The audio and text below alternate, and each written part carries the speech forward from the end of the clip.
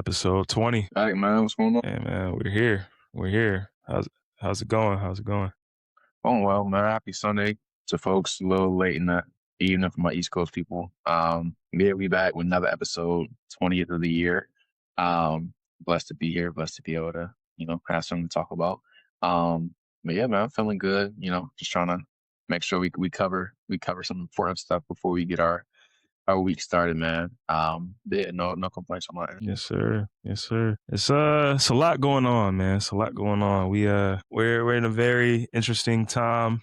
One of many inflection points in society.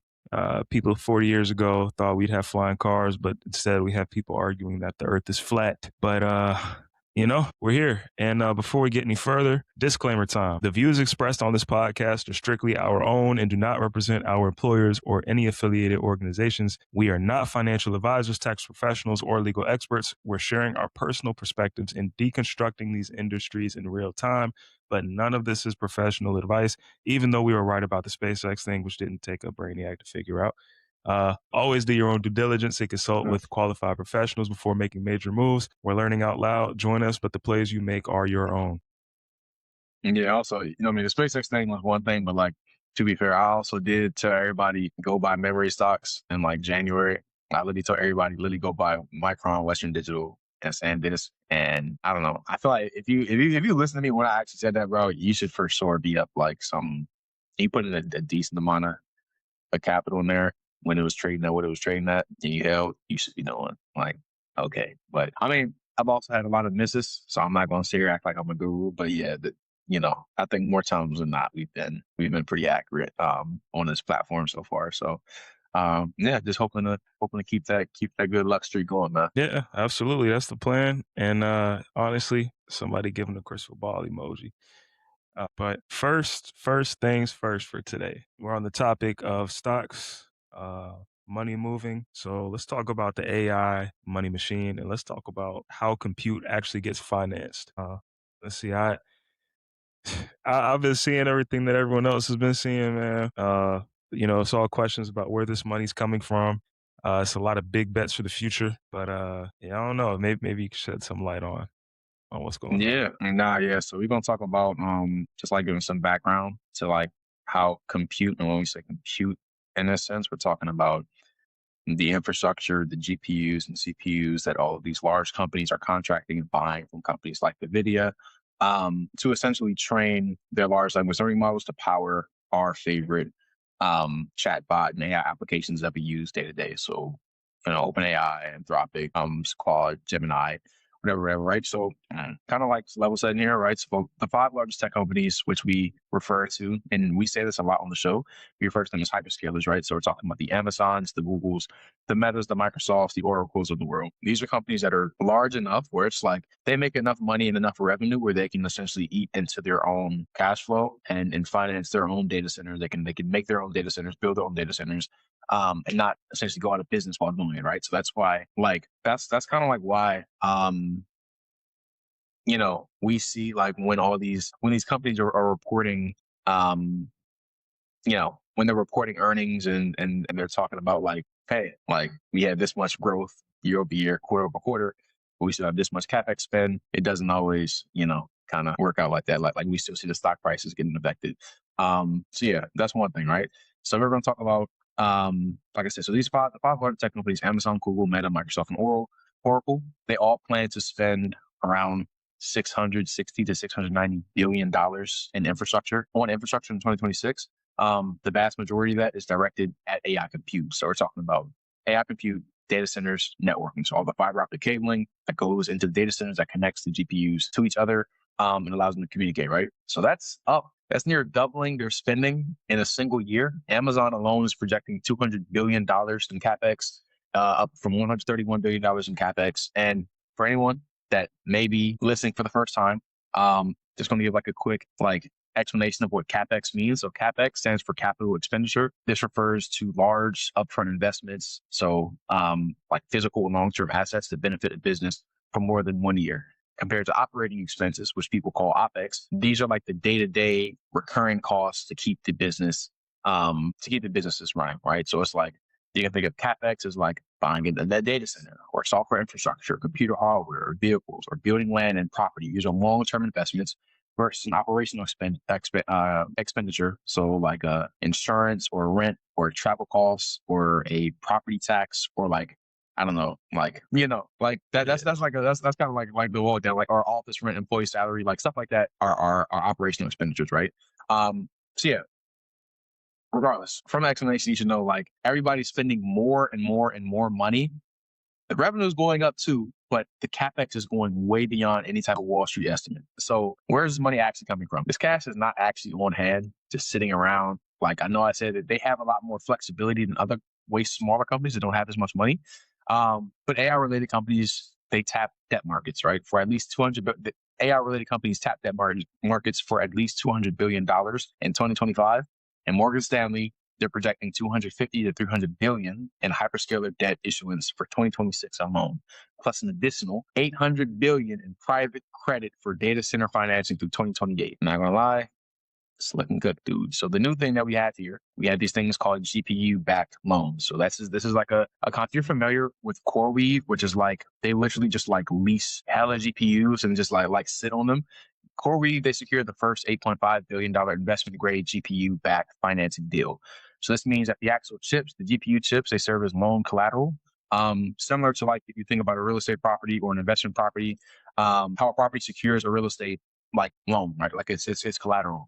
So rating agencies, they accepted rapidly depreciating GPU collateral and moved AI infrastructure debt into a formal credit category for the first time. So JP Morgan, another leading financial institution, they project annual data center securitization and issuance of a 30 to 40 billion dollar increase in 2026 and 2027. So AI debt is now a meaningful slice of the same structured credit markets that blew up in 2008. And in a more simple terms, it means like people are adding debt on debt on debt on debt and private credit, formal credit, all for the same bet that everybody's hoping, right?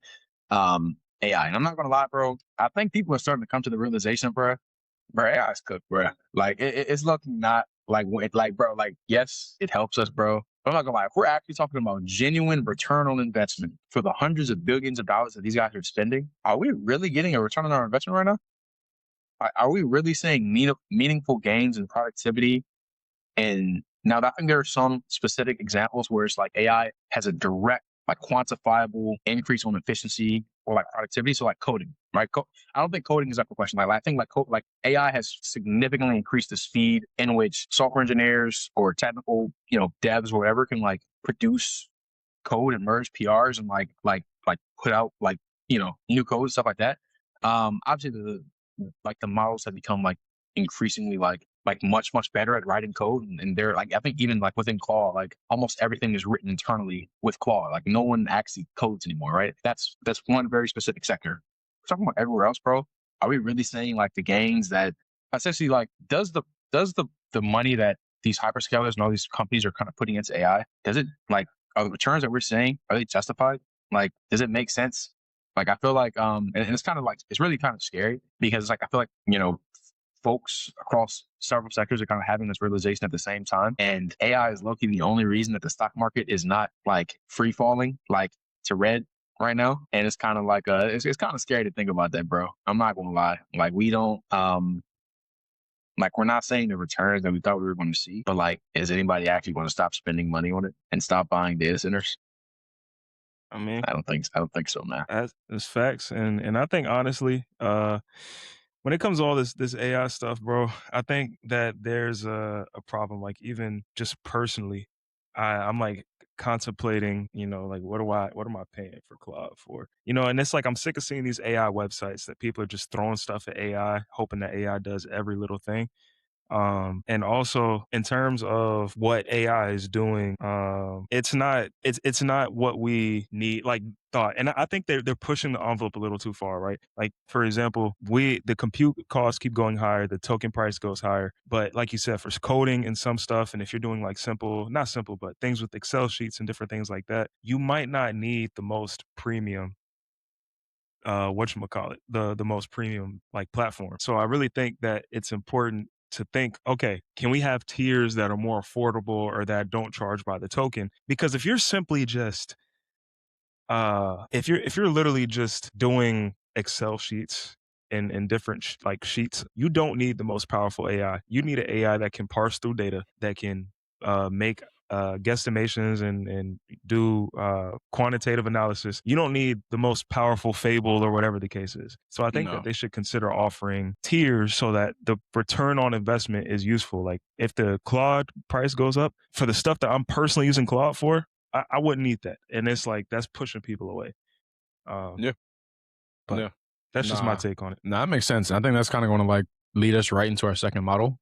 So one thing that I will that I think is important for folks to know about um is understanding what, and we're going to talk about this a lot, right? Actually, a lot in our second topic, right? So, we're talking about token cost. So, token cost, and within AI, a token cost is the consumption-based pricing model used by most AI providers. So, everyone major that we kind of already mentioned. So, we're talking about OpenAI, Anthropic, or Google, where you pay a specific price for every block of data or text that is processed by the model. So, a token like AI does not like when obviously we enter requests and prompts with like natural language, it doesn't actually receive the like if you guys are interested in like understanding how AI works, just look up like the paper like Attention is All You Need by like the Google DeepMind researchers that kind of like pioneered a lot of this stuff. But just look up like videos on tokenization or like how AI like understands prompts and how it kind of like essentially how it like kind of like the same way that a computer like reads stuff in binary code. AI models they look at stuff in tokens, right? So a token is a fundamental unit of data processed by a language model. And so 1,000 tokens are roughly equivalent to 750 English words. So it's split into two categories when it comes to cost. So the input tokens are the text and documents that you send to the AI. So that's the question that you ask it, the files that you attach, the photos that you attach to ask the question. The output token, right, are the text that the AI generates in response to your input. And so general rule of thumb is that output tokens are generally 3 to 5 times more expensive than input tokens because generating new text requires more computational processing than simply reading your input, right? So you just think about it like that, right? Like just from a work perspective, right? It's a lot easier for me to read the instructions of a question, for me to read a question, understand what it's asking, right? Like, you think about a math problem, right? It's super easy for me to read, hey, solve this derivative, do this, figure this out, and then write this. Yeah, I read it. I understand it now. Now I have to actually go back and work it through, solve it, figure it out, right? So that's kind of like the same kind of, I guess, thought process or kind of like fundamental logic when it comes to AI. And so there are different factors that affect your bill. And I know like if you've used tools like Claude, right, it'll tell you, hey, this model consumes more like usage limits at a faster rate than this model. So that's why it's like they'll prompt you like when you're going through and you're selecting like either you're selecting from one of the different models. You're selecting from Opus, from Fable, from Sonnet, from Haiku. And then you can also change like the max, right? And it's like there's always these prompts on there that says, hey, like example, like Claude recently added this thing where it's like you can adjust the effort of your input, right? So it's like higher effort means more thorough responses, but takes longer and uses your limits faster, which essentially means that AI is thinking harder and using more computational computing or more computational like power to think through your input and to give you a reasonable or informative kind of response, right? So that was a little bit of a nerd rant, but that's kind of like going to set a lot of the context for what we're about to get into next, right? And so next thing we're going to talk about are Chinese AI models. They are cheaper, they're good enough, and that is the threat. In CNBC, they actually put out a piece pretty recently that kind of speaks on how like Chinese AI models are gaining ground with US companies as OpenAI and Anthropic, their costs are surging, right? So it's like the cost over here, cost of tokens are just going up, right? But Chinese built AI models are they're gaining traction among US companies. And they're also narrowing the performance gap with leading American rivals are remaining significantly cheaper to use. So as an example, recent model releases from Chinese companies, including DeepSeek and ZAI, they're seen as highly competitive compared to leading frontier systems from the likes of Anthropic and OpenAI. Their advances in model capability, they come from token prices for the most advanced models. Like, I'm sorry, the token prices for the most advanced models, they're continuing to rise in US AI labs. So companies, they have no choice. They're like, all right, like we got insane costs, we have insane compute to keep buying. That's why you keep saying like all these adjustments into token. Why you feel like you're getting less usage out of your prompts when you're using whatever model or platform that you want to use, right? So yeah, nah, it's bad, right? And so there's a I guess you could say like a rising adoption from like like Chinese models, and so like they're getting really good really fast. And so China's dominance in open weight AI, it's partially a strategic response to US export controls on advanced GPU hardware. I'm sure if you follow the news, you see kind of like how we have all these different restrictions about where NVIDIA can send chips to, specifically within China. So facing restrictions on NVIDIA's H100 and A100 chips since October 2022, Chinese labs, they had no choice but to innovate on software efficiency, right? So that constraint produced breakthroughs that now benefit the entire industry. The US tried to win by cutting off their hardware access, and so China responded essentially by doing more with less. They got better models, better performance with less, and they're significantly cheaper. So yeah, that's kind of like it's kind of cooked now. So like just the current state right now, DeepSeek V4 Pro, it leads the Chinese LLM rankings at 87 on Bench LM's composite score, ahead of GLM 5.1 and Kimi K.2, both at 83 and 81 respectively. So the best Chinese models are now 6 points behind the top proprietary Western frontier while remaining open weight, which means way less token usage. And so a year ago, the gap was much larger. And in quarter two, Kimi K2.6 became the first open weight model to beat GPT 5.4 on a software engineering bench pro, which is a coding benchmark test that they use to evaluate the performance of each. So yeah, it's coming down now. It's essentially like people like evaluating the actual trade-off of like essentially like who's going to give me the most bang for my buck, bro. And it's like, I mean, like we can cut off their hardware, we can cut off what they get access to.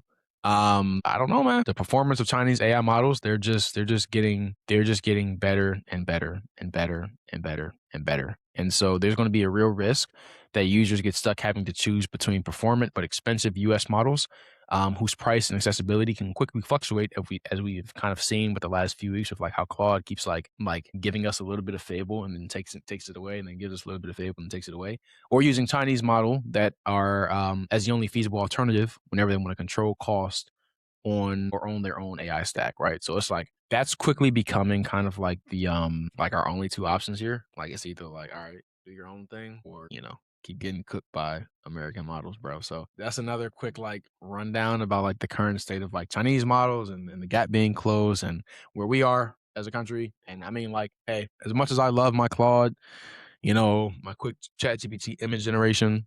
I mean, if DeepSeek or somebody got like a $5 a month subscription and it's just as good, I'm over there, bro. I'm not gonna lie. It's That's just how stuff is, bro. Like I'm trying to how do I say this? That we can have that option as long as they allow us to. I wouldn't yeah, be surprised if when this whole AI thing gets figured out, if they like try to find a way to ban using these Chinese models or make it illegal. Same way you can't buy Chinese cars. Like bro. it's That's the same. actually, bro. We Can't we, buy we Chinese literally phones. just talked about this, bro. Yeah. We literally just talked about this. Like all like I forgot the name of the brand, bro. It's BYD. yes. I'm Yeah, like, bro, I BYD. be watching like like the car review videos of like the Chinese EVs, bro. It's like for one, they look better. Mhm. The performance is 3 times better. It's like we're talking about 500-600 horsepower, and it's like they're talking about like $20,000 MSRP. I'm like, bro, we're getting ripped off out here. Bro, We're we getting are. ripped off. Not even just cars, bro. Huawei phones. Yeah, Like literally all of them. They like it's a reason that they don't want them over here because they know they're going to literally destroy the market if they were to come over. that's why they make it impossible. Like I guess it's not illegal to have these things, but it's like you can't buy them. If you get one of those cars over here, one of those phones over here, like when people here are here, I can't even just say people who are visiting, like people who have family in China, they all use like Huawei phone. The one people that I interact with for the Mhm. most part use Huawei phones. Like they don't use iPhones. They ask what phone I have, and I tell them iPhone. They're like, "Oh, Bro, iPhone." no, yeah, I don't blame him, bro. I'm not gonna lie, like it's gotten to a point now where it's like people in America, like Americans, like we buy for just for brand value, bro, not for actual performance or. It's like for me, like no, like you feel me, disrespecting nobody that has like a Tesla, but it's like me personally. I'm not saying that people that do own it don't have may share the same sentiment. I mean, I get it. Teslas are still like great cars, they're top EV on the market, whatever. Me personally, I think like my principles and my kind of like view on Elon Musk and like the way that he carries himself and just like the things that he kind of like supports. I personally I cannot support his brand and in good faith like go out and buy me a Tesla. Like I said, no disrespect to anybody that has a Tesla, bro. Enjoy your car. I'm not trying to make this into one of those type of conversations. But me, I'm like, if I had the choice, bro, I'm either going like Lucid, a Polestar, or I'm making some type of trip to Canada to go get me a BYD, bro. Like that's like, and that's if that was ever to make the switch to like having an EV. By the way, like just letting that be clear. But it's like But it's like I'm saying that, but also in the same breath, I know that I never like realistically. Like I think like if I actually had the choice, bro, I still think like I'm so attached to like the Apple ecosystem that like it's easier said than done that to say that I would just go and swap and get another phone brand because it's like, bro, I'm low-key so immersed in like the Apple, like in the iPhones and the Macs and the iPads and the entire ecosystem of like Apple's products that it's like that's how like brands in America they win you over, bro. Like they just lure you in with like the narrative and like the kind of like allure that comes with their brand that it's not even so much about the performance anymore, bro. Like to be honest, iPhone no iPhone has really wowed me in like some years. Like since the first time I think they like took away the home button, like the home button. But honestly, to be fair, like it's pretty much the same thing. It's a bigger screen, better camera, more battery, larger phone. And then the rest just be iOS updates for real. But like I don't know, bro. It's tough, bro. But like yeah, when it comes to like the Tesla stuff though, like I can't do it, bro. I have to give me a BYD. I have to give me like one of those type of like nice EVs, bro. Like and they're way cheaper, like half the price of a Tesla. Yeah, I don't blame you. I don't blame you. And I'm just looking at the Huawei website for the phones, bro. They have like the Note. It's called the Mat Pad or Mate Pad Pro Max. They got Yeah, bro. it's basically They just got it, like bro. they got the watch. It's literally Apple but Chinese, and the stuff Yeah. is Like bad. Like they literally know what they're doing, bro. And it's like they know, like folks over here know if they was to come over here, bro, it's cooked, bro. It's cooked for everybody. It's cooked for Apple. It's cooked for Samsung. It's cooked for well, Samsung's not here, but it's literally fries. It's for everybody's fries, bro. Not gonna lie, it's fries. they have a watch that you can lift the face of the watch and pull out headphones. Yeah, I'm not gonna lie. You might gotta like share your screen so like people can see like that. Cause I don't think everyone knows like Okay, yeah, yeah. I'm gonna show y'all what Huawei is, and mind you, I hope this should not get in trouble. This is just a Google Yeah. search. And for my first time listeners, they are a leading Chinese multinational technology company headquartered in in Shenzhen, Guangdong, founded in 1987. It's the world's largest manufacturer of telecommunications equipment and a major global provider of consumer electronics, including smartphones, wearables, and computing devices. So, just kind of remember that, for future reference, however you want to play with it. But yeah, like bro, they're literally like the Chinese Apple, bro. Like look at these products and tell me. Hold on, I'm gonna lie. That watch might be like, is that copyright? That might have to be. I'm not gonna lie. That's crazy. I ain't gonna lie. But It's like, this is ridiculous. This is bro, they are. It's an. I'm not gonna lie. Like their design is incredible. Like that and was this is my favorite part about this, right? I believe yeah. it's actually a Put a sister on there. Okay. exactly. They put a sister on here, Yeah. and mind you, I mean, she could be in China. She might be a Chinese citizen. China's just like every other, not just like every other country, but like people migrate and live all over the place. So there are Black Chinese people. Don't get that misconstrued. Uh, this is actually a topic. Black people uh, are, especially if you're Black American, one of the only people on this earth that did not have a home, country, or place to go back to. There is nowhere you can feel safe. So that's why you have a lot of Black people in other places between colonization and different things. A lot of people just didn't have homes. But that's just a separate thing. But I like this right here, this marketing, because and then you scroll through, right? Wait. So are you able to? So are you able to? You aren't able to buy these in America or like have them shipped to America at all, right? No, I'm not seeing anywhere I can purchase on the website. No, usually websites like these, they have like a USA website, Canadian website. Like they have websites based on your location. Let me So if actually. I put on a VPN and said I was in China, I could probably buy it. Okay, yeah, it says okay, yeah. So you can buy. Um, is it Huawei? Yeah, wow. Yeah, you can buy and use Huawei phones in the US, but they're not okay, yeah. So they're not sold officially by US carriers. You have to buy unlocked imported international models through third-party online retailers like Amazon or specialized tech importers. Okay, gotcha. Let me see. Fair enough. Yeah. Amazon. Okay, yeah, I kind of respected this. So newer models, they don't have Google mobile services. But yeah, And no, the Google's yeah, illegal in China. Like there's no Google in China. that's crazy. I'm not gonna lie. That's crazy. No, it's pretty wild. Like when I talk to people, like when they go, they're like, "Yeah, you have to download a different maps, like different messaging app. Like everything is different. You cannot use Gmail. Google's banned. So do they use Bing? I don't think they use Bing. Let me see. I forgot what the Chinese search engine is. Chinese search engine, Baidu. You have to use Baidu. Easy. That's crazy. Oh, I get it though, man. That's how they boost up the economy. I mean, because you got to think, if they just used everything the U.S. used, they're just dumping money into the Yeah. U.S. They're doing the opposite of what the U.S. did. The U.S. sent everything overseas and just, does it that way. China's basically got their own everything. Like, they don't Yeah. need another country's stuff. That makes sense, man. Yeah, no, that kind of checks out. Fair enough. Okay.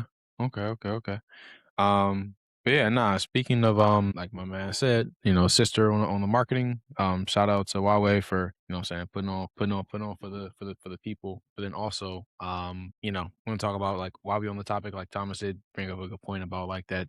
The whole thing about like how a lot of people that do look like us, we don't really have a place that we can call home. Like yes, like we do, but African Americans at least we don't. And some people may say, hey, but you have America. If you think that Black Americans have a true roots and home, like I'm talking about home as in the place that where you can feel safe, you can feel appreciated, you can feel celebrated, and there is just no judgment, discrimination, or like no marginalized community. Like this is like a place where you can go back to like literally the World Cup, and I think it's showing this like how much community like Norwegians, they have Norway. Argentinians, they have Argentina. Brazilians, they have Brazil. Like I know that Black America isn't its own country. But it's like when we're talking about like a space that we have or a safe haven, like a place where we can go back to and retreat and like we know it's always there for us. That doesn't exist. Like there is no safe haven, right? And I think like we're one of the few people where it's like with a few ethnicities or communities on Earth where that kind of exists. But we'll talk about like a bit about the World Cup, and I'm not going to be like I'm not going to LARP here or pretend like I'm like some type of like lifelong soccer or football fan. Like not going to be pretentious here, but I like I said, I usually only tune in to like soccer stuff around the World Cup because it's just like super intense, and I personally like I've gotten super fond of like some of the top players in this tournament. So like Jude Bellingham, Mbappe, Messi, obviously, Ronaldo, stinging it up, Yamal, Vinny. Like I've gotten like Holland from Norway. Like I've gotten like really low key like tapped in, like been following like the lore with these guys. It's just like it's been fun watching it, bro. It's just like this is lucky one of the I think the most like one of the highest scoring like as far as like individual like top performers like goals this World Cup. So it's been fun to watch, bro. I usually don't watch soccer because it's like maybe just because I didn't play the game growing up. I don't understand the importance, or like I don't like I'm not able to follow the game for long. It's probably the same reason I don't like baseball because like I think too much time in between like action might just because I just need too much dopamine like when I'm watching sports, but that's my personal reason. But we do want to talk about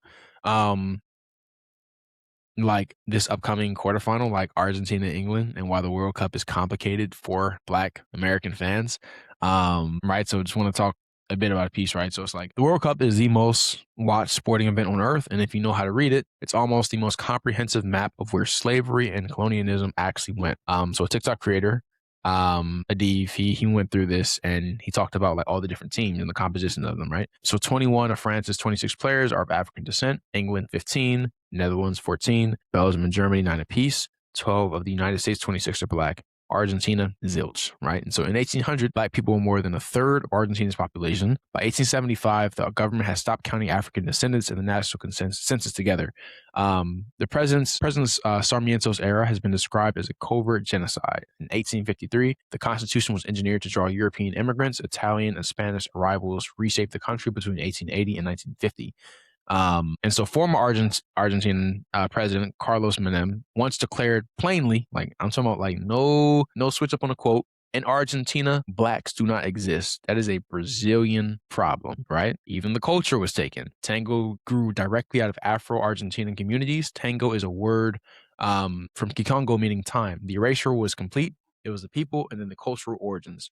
In England, in a sense, the same, like more complicated version of the same exact problem. England also has 15 Black or mixed race players in the World Cup, including Bellingham, Saka, and Rashford. They're carrying the team. They're cooking. Harry Kane's doing this thing too, but England still hasn't figured out how to root for them without certain conditions or societal like context or pretext. Like it's all these things, right? So it's nasty. So like as an example, like when Jude Bellingham, he showed frustration that being substituted in the World Cup qualifier caused a national outrage. And so, Ian Wright's his defense of him was like, if you get a Pogba or a Bellingham and you get that kind of energy, it doesn't sit well with people, meaning, they get the angry Black man energy.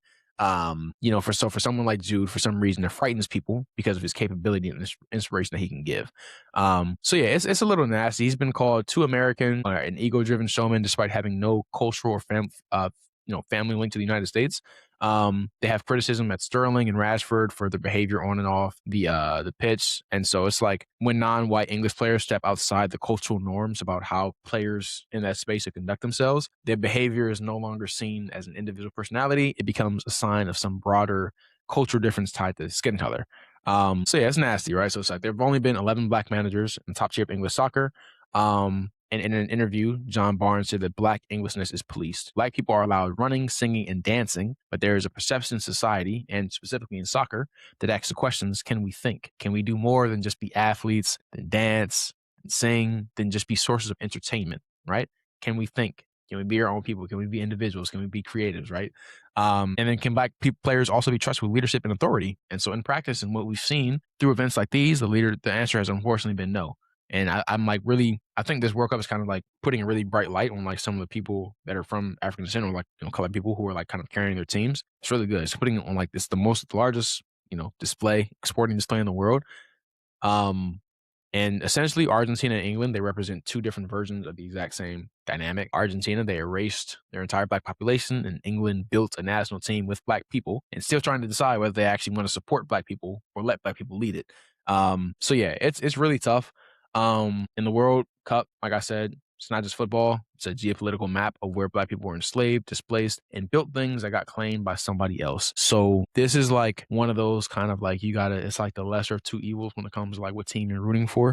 There's just been a ton of discourse about this online, on Twitter, on Instagram, like really on all social media platforms about like should you be rooting for either of these teams? Like, I don't know. And I ain't gonna lie, Argentina also has been like cheating like nasty. Like I know they got the GOAT on their team, bro. Bro, they get away with everything, any and everything, dog. I'm not gonna lie, it's nasty. Hey, shout out I know my boys listen to this. He's an Argentina fan. He doesn't like the discourse. He says everyone who's a casual should just not even have an opinion on the sport. It's crazy, bro. But I mean, just to add, bro, like I looked it up. I don't know if I'm saying his name right. But Lamine, Yeah. Lamar. It's Lamine. That's how you say the first name, Lamine. Mm. Okay, yeah, Lamine Lamar. He's actually mixed with Moroccan and Equatorial Guinea, which for people who don't know, I actually had not an encounter, but I was on public transport, and it was some African people that came on, right? I mean, I know that's an assumption that they're African, right? But I mean, I could tell the continent that they were from, Mm-hmm. and they were speaking Spanish like fluently, and that's ignorance on my side, right? Because I had never seen African people speak Spanish like as like a first language ever in my life. Up to that point, I've never met or interacted with anyone from there. So then I asked somebody, like I asked one of my friends, he was like, "Oh, they're probably from Equatorial Guinea," and I looked it up. That was actually a place colonized by Spain, and so that's how Yamal ended up playing for Spain. He was born in Spain. His mother's from Equatorial Guinea. His father's Moroccan. So they went somewhere where they knew the language, and you have ties. So that's the colonization aspect. People wonder why do these guys not just play for their home country, even though their home country's dude's home country is Spain. He was born there. And I say, if you're colonized by a country, you should have citizenship anyway, honestly. Like if they came over to your land and said, "Hey, we own this, we're going to force you to learn our language, force you to learn our ways," Mm-hmm. and then tell you can't come back, that's crazy. Yeah, you're gonna indoctrinate somebody and then try to ban them. It's crazy. Exactly, and that's what it is, bro. They go and they destroy these countries' economies. They destroy everything. And then when people, this is actually a conversation and on another podcast, you can't blame the people when they leave to go back to whatever country that colonized them after being told for their whole lives that country is better. And then the country that their parents are from has been decimated and resources taken, and the country is all screwed up because colonization ruined it. Like, I think people don't realize a lot of Africa that has the parts that have conflict, it is a direct implication of colonization. Yes, there's always been internal conflict in every nation historically. Yeah, it's also like a ton of like corruption politically and in the government for sure. Just want to call that out before people come to this joint. Like that the real, my friends that are actually African, I know they're going to like, It's corruption. Yeah. You know the meme where he said corruption is bad unless I'm a part of it. It's only bad. It's only bad if I'm not included in it. Yeah, like it's like a whole like, like the pause core TikToks where it's like it'll have a pause moment and this is like the noise like and then it's like the next clip. It literally have like that same type of highlight reel for like African officials government officials like speaking on corruption and like being like blatantly honest, like, hey, yeah, I am corrupt, and you will not stop me, bro. So yeah, no, I've seen it, bro. That's facts too. I'm not gonna lie. That's what I'm saying. That's definitely an issue for sure. 100%, But 100%. I feel like a lot of it also has to do with like, granted, this is all like hypotheticals, right? If there was never colonization in Africa at all, period. Like if no European countries came in and made people do anything or took people, what would happen? Would the corruption still be there? Possibly. But would it be as bad as it is? Probably not. Everywhere there's corruption everywhere. Every country has corruption. But I feel like colonization makes it worse. And unfortunately, the people who do the colonizing, like people who might think we're talking crazy, as far as I know, Europe has never been colonized. I might be ignorant on this, but Europe has never been colonized by an outside continent. They might have colonized each other, conquered each other, but it was all still the similar people and similar resources. That what they did to the world, like America, if we're being honest, shouldn't exist. Argentina shouldn't be what Argentina is now. Brazil, South America as a whole those people were brown like a few hundred years ago. Those people were brown. You got to think about where it is relating to the sun too. Everyone down there was brown. Yeah. And now that's not the case. Yeah, I know. I mean, it's weird. Like Europe, it's like I think they have been. It's just been like a lot like of internally, because I know like the Roman Empire's one. I just checked. But I mean, it's far back. But like I know Rome colonized a lot of like Western, Central, and Southern Europe.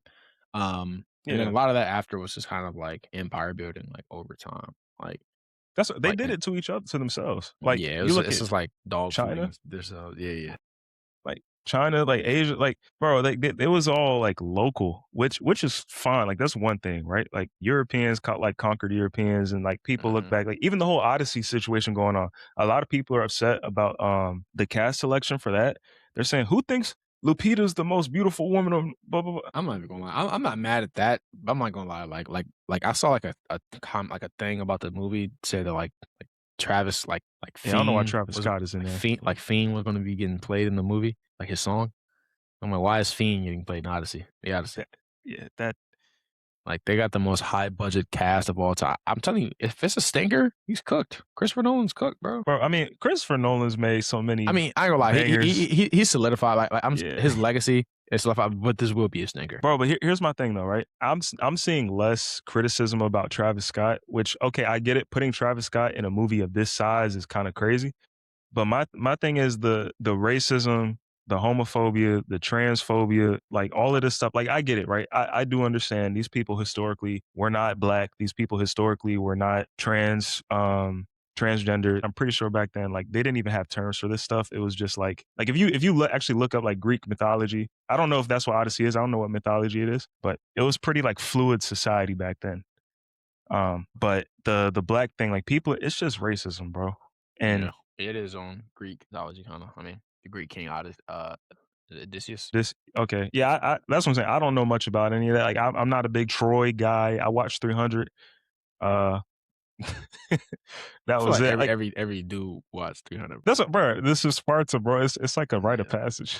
Yeah, nah, literally. Like it's like 300, Planet of the Apes, and Transformers are like the guy movies you have to watch as a kid, bro. But I ain't gonna lie, throw Scarface in there too. Scarface, all time classic. Yeah, Scarface is a classic.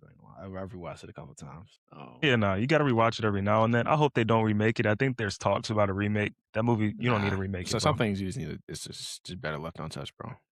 Yeah. I think Christopher Nolan though, like I think it's not my type of movie, but I guess like the point I'm saying is with something like this, I understand why people want historical accuracy. And is there times for having a cast that is all one demographic? Sure. Would I be upset if someone put a white man as Martin Luther King Jr.? Yeah, I'd be pretty upset about that. Or, Malcolm X, you know what I'm saying? I'd be upset about that. That's not accurate. So I get it. But the way in which you do it, like I have seen some people say that like they're not racist, which, if you're starting a sentence with you're not racist, I don't know. But some people are saying like it's just they're stuck between a rock and a hard place, like a dissonance, because you want historical accuracy, but you also want to be with the times. So I don't know. Yeah, nah, it makes sense. Yeah, nah. But next topic we want to talk about, it's a little. Before we wrap up, we want to talk about touch a bit on some NBA stuff. And so this first one, we wanted to have we wanted to talk about, but we didn't have an episode last week, I believe. So we didn't. It's not as like I think as recent or as like relevant. I mean, a lot of it's kind of like already kind of like died down now. But there was one particular I think instance or kind of like the aftermath of an incident during this super hectic NBA offseason, probably the most exciting or like just loaded I've seen in quite some time. But we wanted to talk about like the kind of like the Jaylen Brown smear campaign we've been seeing, bro. Like since he's been traded to the Sixers for Paul George. It has been nasty, bro. It has been nasty. Like some of the quotes I've seen from anonymous NBA GMs, from anonymous NBA coaches, apparently, and like the Celtics front locker. Like I've seen so many disrespectful comments, right? So like, for folks that don't know, Jaylen Brown was traded to the 76ers for Paul George, 2 first-round picks and 2 second-round picks to their rival, essentially, right? They got no young pieces in return, and he's coming off his best season ever. 29 points a game, 7 rebounds, 5 assists, all NBA second team, 6 in MVP voting, and carried a depleted Celtics team to number 2 seed without Tatum. Right? So we have I've seen a couple comments, bro, that just blew my mind. One of them, I believe I've seen something about the Celtics front office saying, yeah, we didn't view him as having the best season, or essentially being like having the best having the best season like this past season, like on our roster. They said they view Derek White as having the best season on our roster. They threw him into all Giannis trade conversations without any hesitation. He never requested a trade. I think another non-NBA GM says that they don't see him on any team, mind you, on any team in the NBA. They said they don't see on any team in the NBA Jaylen Brown as being a top 7 player on any team in the NBA. Mind you, this guy was 6 in MVP voting, but you don't view him as a top 7 player on a rotation in a team. Jaylen Brown is no lower than the second best guy on all 30 NBA teams, bro. They're like, what are we talking? Another NBA GM said they don't view him as a top 50 player in the NBA.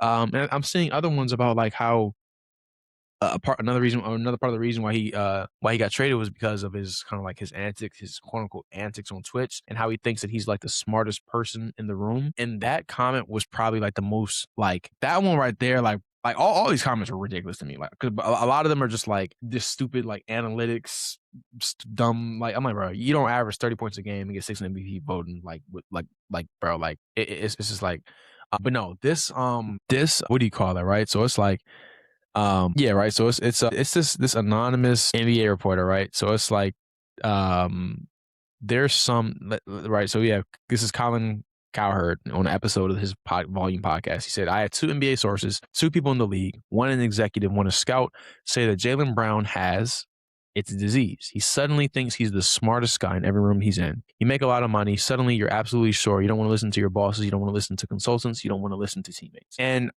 like a lot of people don't want to make it into this, but I find it hard to believe that this is anything outside of the fact that, and it's only, ironically enough, it's the city of Boston, of course, of all cities for this to kind of be rooted in.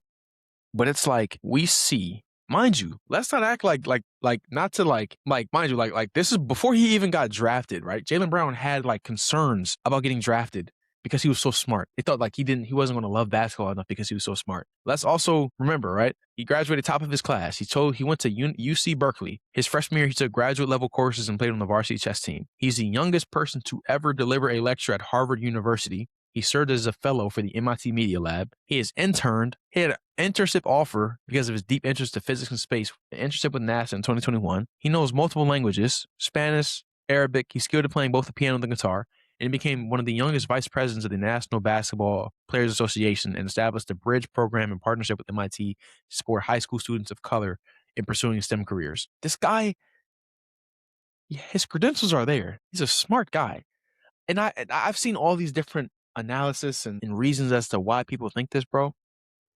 I have nothing else crosses my mind but the fact that the people in positions of power who are these people who are hiding behind like this anonymous GM title or whatever, you are like an intelligent African-American dark-skinned man, makes you scared, bro. Jaylen Brown's intelligence makes people scared because people don't want someone like him in his position, as skilled as he is at basketball, to also have a brain and be able to think for himself and express himself. That's why they don't like him having a Twitch. They don't like the fact that he doesn't need basketball to define his legacy and define his career, because he's going to be like, he's an educated black man with or without a basketball in his hand.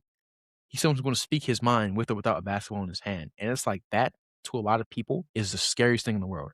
A highly educated black man is the scariest thing to in some folks' eyes, especially people in positions of power who are trying to like make a team like mold to their will and bend to their will, bro. That this is like I've never seen a player ever get like just outright disrespected like this after having the best season of his life. Like, and I hate to say this, but I'm like, bro, I hate to play the hypothetical game, but you cannot convince me if the roles were reversed and Jason Tatum just had this type of season that he's the one that got traded, that folks would be coming up with these type of comments, bro. They've been disrespecting that man for too many years, bro. I ain't gonna lie. I hope he fries them all next year, bro. I'm not gonna lie. I hope he fries them. Jaylen Brown is a dog, and my respect for him just goes through the roof for all he's dealing with. Like this is Tell me, I'm not even gonna say it's unprecedented because they did the same thing to Kyrie. It was a little different with Kyrie though, but they did the same thing to Kyrie.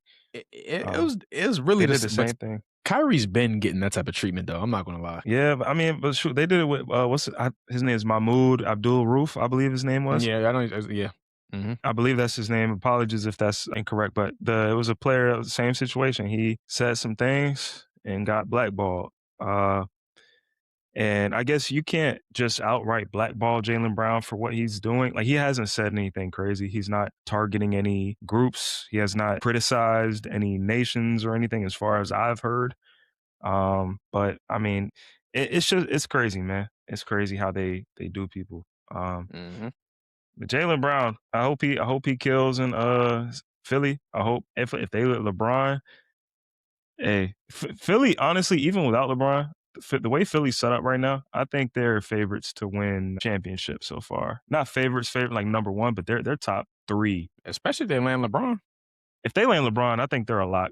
I'm not going. If they stay I'm like, healthy, even if Embiid is you know, even if he play like half of the games, I'm like, bro, even without Embiid though, that 4, that's the best 4 in NBA. Gang, VJ, Maxey, Brown, Embiid. Even if Embiid is somewhat healthy, bro. I'm not going to I'm not going to get super excited here and say he'll be healthy for a full season. I know it's not going to happen, but if he can at least stay rested until come playoff time and he can get through a full like playoffs, I don't see anybody beating that team, bro. Philly might just do it, bro. Like that's what I'm saying. Everyone stay healthy. VJ, Tyrese, Jaylen, they all stay healthy. I mean, even bro, the narrative in Boston, we all knew that the Celtics team wasn't going to last. There was a bunch of conversation around that.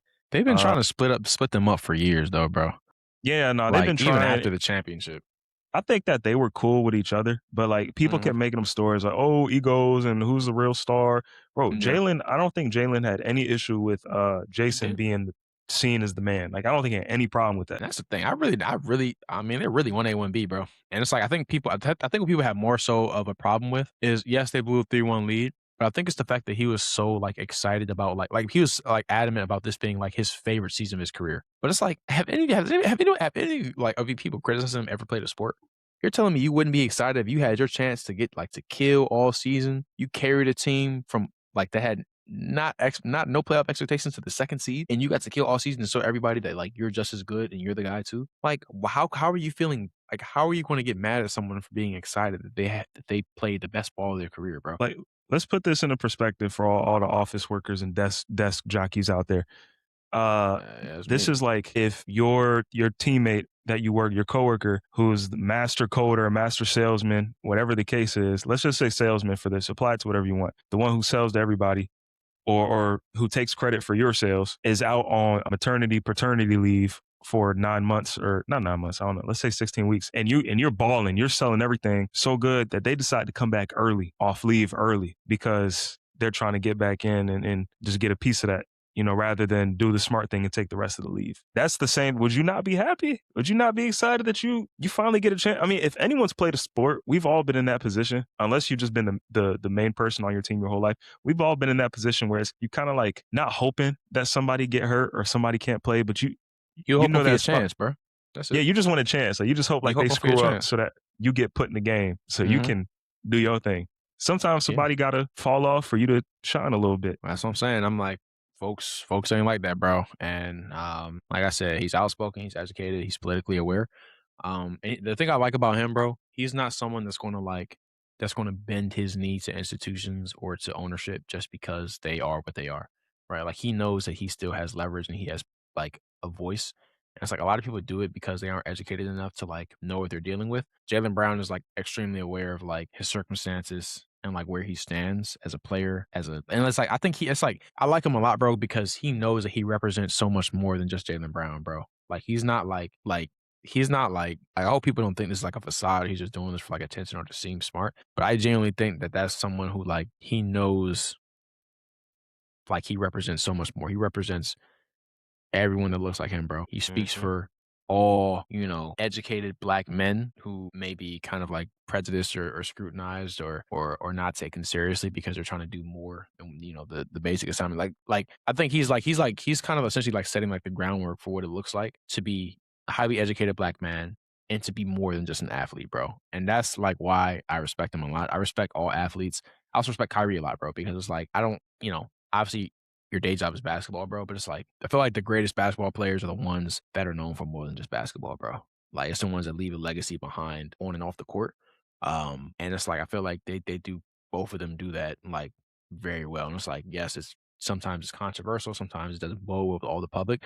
So at the end of the day, you're not gonna make everybody happy, bro. But I'm just glad that he's one of those guys that's like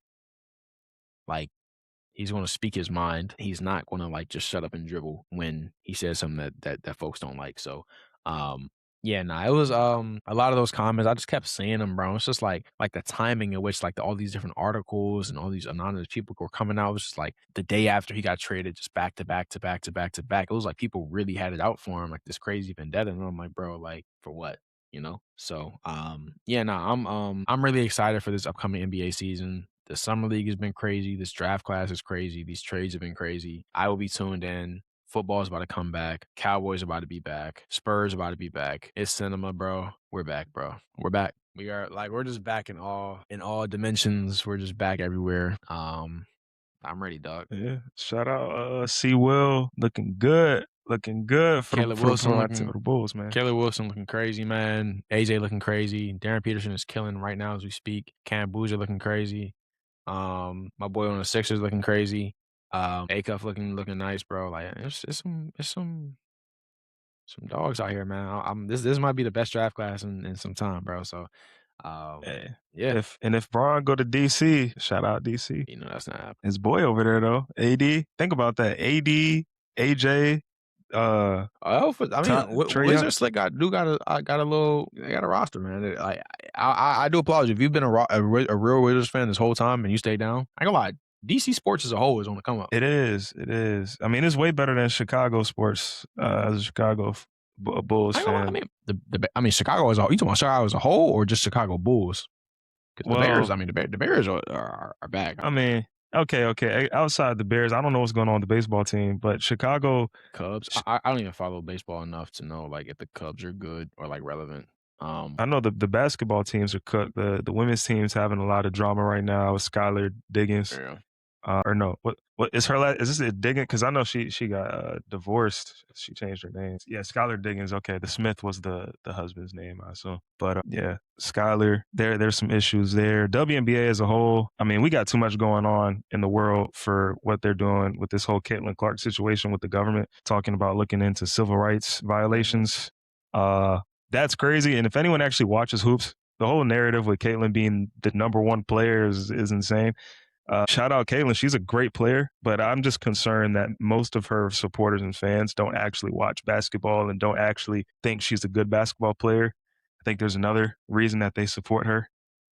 She's also a dirty player. Like if you watch her play, she gets a handful of jersey a good amount of the time and forces things. So I just think for all my hoop fans, great hoops. For everyone else, you're literally hindering women's sports with your racism and bigotry.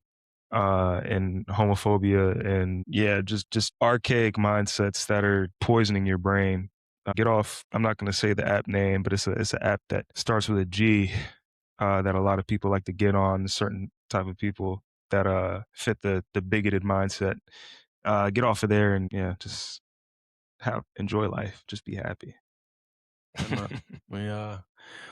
We as always, man. Appreciate everybody that tunes in to us, listens to us. Post the other day, man. Like I said, we haven't. It's crazy because like we don't even like track it like as closely as we once did. But to still see people like to see like the analytics of our platform and to see like the views is kind of like still be there consistent, even when we aren't as consistent as we'd like to be. I think like for like relative to the whole year, this is our 20th episode. It's been 28 weeks in a year. It's a couple weeks we missed, like either for scheduling or for work, just like things we had going on. But like, I think we've been pretty consistent. We can definitely do a better job of like posting on Instagram, staying more consistent on there, which I value to do. We're gonna make sure that we putting out stuff way more often. Yeah, like we appreciate everybody that listens to us, bro. We've crossed, I think, the threshold of like 3,600 streams now. So that's kind of just crazy to think about, like across YouTube, Spotify, Apple Podcast. For that many people to like just be hearing our voices and to hearing our takes on different topics and concepts and just kind of like how we interpret things, and to even see like the direct impact of like people taking some of the advice that we may give or some of the kind of like suggestions or things that we think about certain stocks or assets or whatever. To see them take that advice and it reward them is like a crazy feeling. So yeah, we appreciate everybody that listens to us and supports us, engages with us. It means a lot. It means a ton. And we're looking forward to continuing, try to put something out there for folks and hopefully, somebody gets something from us and consider that a job well done. Somebody was able to learn from us. Yeah, hey man. Appreciate y'all.